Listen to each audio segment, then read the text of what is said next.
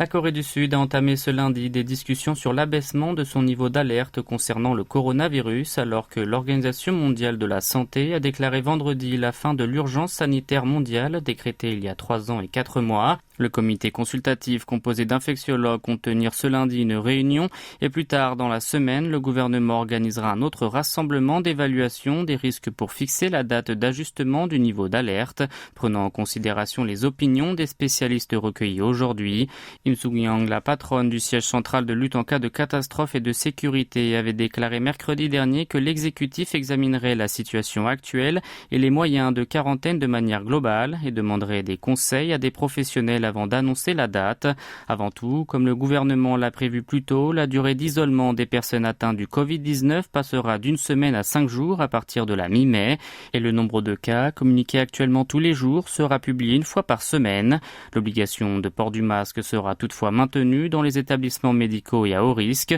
Jang Ki-sok, chef du Conseil consultatif des maladies infectieuses, a souligné que le pays du matin clair n'était pas encore si éloigné de la pandémie avant de détailler qu'il comptait parfois plus de 20 000 nouvelles contaminations par jour et encore des cas mortels. Si la modification du niveau d'alerte a lieu, le fondement juridique pour la téléconsultation ne sera alors plus valable. Le gouvernement prévoit donc de l'autoriser provisoirement avant l'adoption des lois concernées par le Parlement.